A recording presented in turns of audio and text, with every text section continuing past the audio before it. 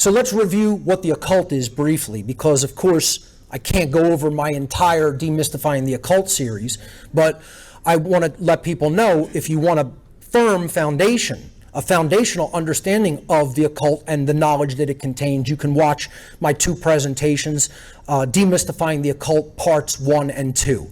Part 1, I talk about a lot of different occult traditions throughout time in a positive sense, because all of this knowledge is a dual-edged sword. It can be used for good or evil. Okay? So in Part 1, I largely talk about the occult traditions that are designed and have a tradition of trying to uplift human consciousness. And then in Part 2, called Satanism and the Dark Occult, I talk about how occultism can be twisted and perverted and turned into a mechanism of control and used against people that don't have the knowledge of the occult. So this is knowledge that can create a power differential, as we're going to talk about. But for more information, please visit my website, whatonearthishappening.com, and check out those 2 presentations on occultism. What is the occult? Let's define it. The word occult is etymologically derived from the Latin adjective occultus, meaning hidden. And that's all the word occult means. It means hidden. Hidden from sight, difficult to see. You know, it requires deeper investigation. It's not easily or readily seen by the average person.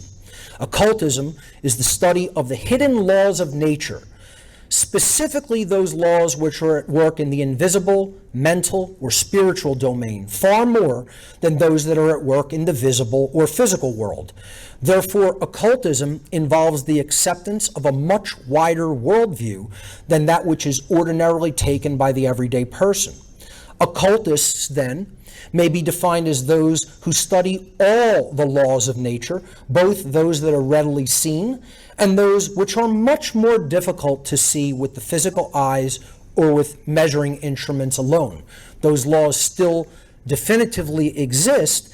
It's just harder to recognize them in the physical domain, largely because they operate through our behavioral choices and because they are deeply embedded in the fabric of nature and over time. It requires a long view of human behavior in order to see how those laws operate. And that's why humanity has not yet recognized the existence of natural law and understood its critical importance when it regards human freedom, in regard to human freedom. So what knowledge does the world of occultism hide? If this is hidden knowledge, what does it contain? Occultism is a body of science not widely known to the general population, consisting of hidden knowledge about the workings of the human psyche and the workings of the laws of nature. So if we break down occultism into 2 categories or camps, we have the microcosmic world, the world of the self, the world of the individual, okay? And it's a study of the consciousness of the individual and how the psyche of the individual works and how it operates and what its motivations are, what its fears are, how it may be manipulated in a state of ignorance, etc. Okay? So this is what is known in the occult as the minor arcana. It's called the lesser knowledge because it's the knowledge of the small. It doesn't mean it's less important. It just means it's the knowledge of the microcosm of consciousness, the individual, knowledge of the self, knowledge of the human psyche and how it operates. Whereas the other aspect of occultism studies the laws of nature, both physical laws and unseen laws, laws that govern behavior, behavioral consequence, etc. So that's the major arcana, the overarching laws of the universe, okay? What we would call the macrocosmic knowledge, okay? The knowledge of natural law, the universal laws of morality and how they work, to bring us the consequences of our behaviors that we choose to enact. And it also contains the knowledge of the general physical sciences, which can be occulted and held by a few so that they can maintain a power differential over the ignorant. So that's what occultism contains and quote unquote hides. And I say quote unquote because this knowledge is really not in hiding anymore. It has been revealed to the public, and the public just refuses to study it, accept it, take it in, understand how it works, and then base their behavior upon it accordingly because of overwhelming ignorance and because of what, unfortunately, religious systems have told us how we should be wary of this knowledge. And instead of being wary of it, we should take it in so we can steel ourselves against its use against us as a weapon. So what is the difference between light occultism and dark occultism as I define them in my work? Again, occult knowledge is a double-edged sword. It cuts both ways. The knowledge contained within the occult sciences can be used for good, the uplift of human consciousness, or evil, manipulation, control, slavery. To clearly distinguish between the different uses of this knowledge, I refer to occult knowledge that is employed toward the expansion of human consciousness and morality as light occultism, and that which is used for manipulation, control, and the suppression of human consciousness as dark occultism. And again, that's why I'm defining Nazism and communism as their shared common root religion. They are sects of dark occultism, that which is trying to manipulate and suppress human consciousness and keep us under a system of tight totalitarian control. Practitioners of light occultism could be referred to as light occultists, magicians, light workers, or as I refer to myself, a de-occultist. I'm trying to take the knowledge of the occult out of hiding and just explode it onto the world for everybody to see and understand. So I call myself a de-occultist because they reveal and disseminate the hidden knowledge which must be known in order for human freedom to be manifested. Practitioners of dark occultism could be referred to as dark occultists, sorcerers, or dark workers. Whichever term you prefer, it's all basically talking about the same usage of that knowledge.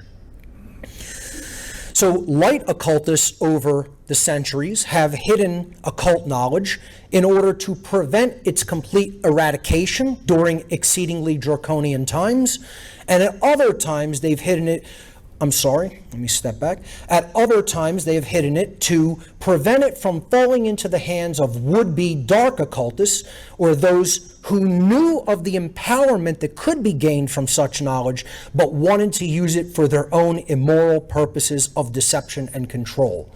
So these are two reasons that even, some good people have taken the knowledge of occultism and put it into hiding deliberately.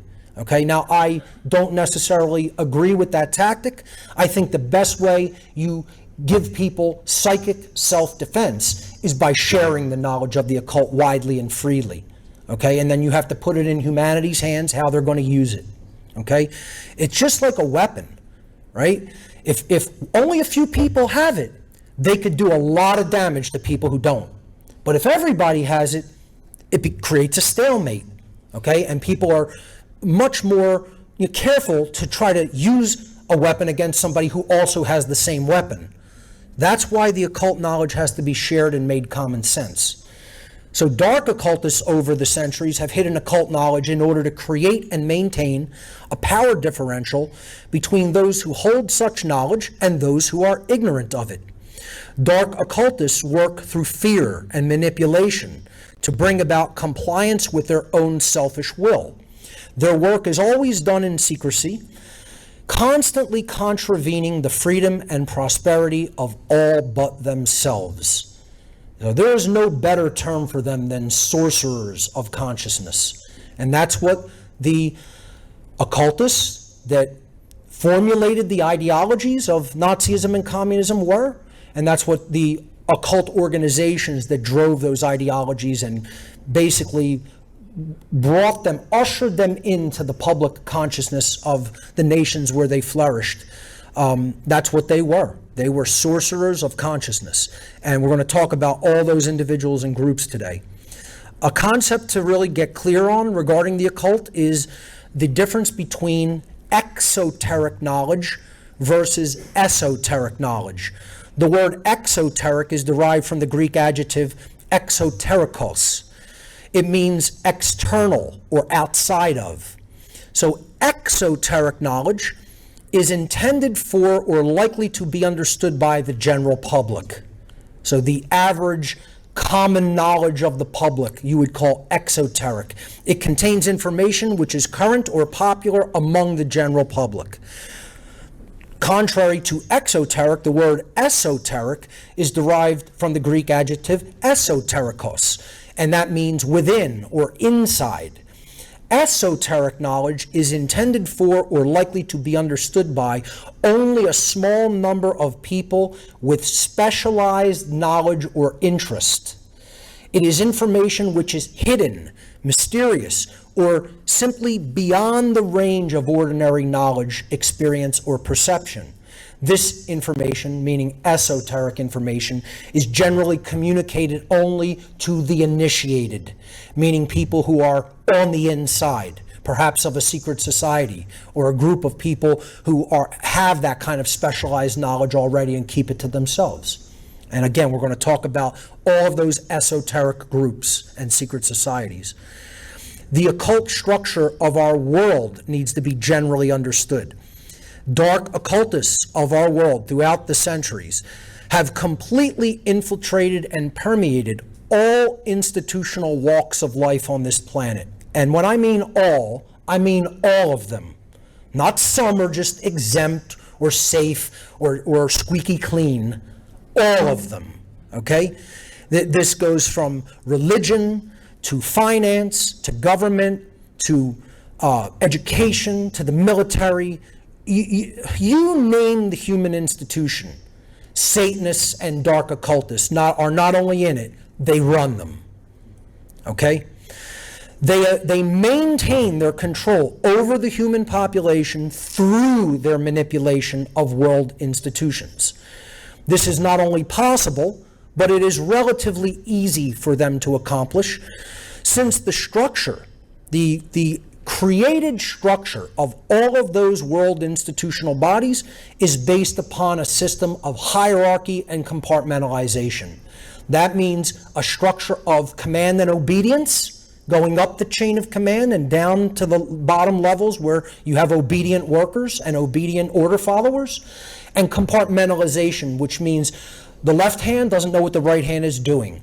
It's a need-to-know basis, okay? So, the bank teller doesn't know what the chairman of the board or the board of directors of the bank what their agenda is, okay? The military grunt does not know what the high-level brass knows or why they're even commanding them to do what they're doing, all right?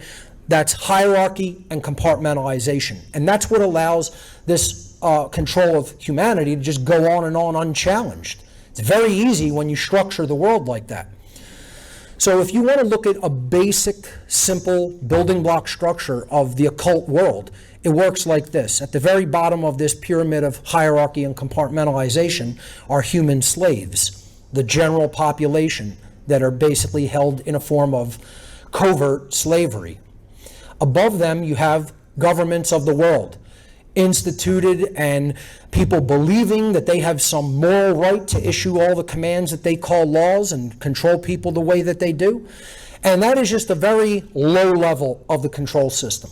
For people that believe that that's all it is, they have a lot to learn.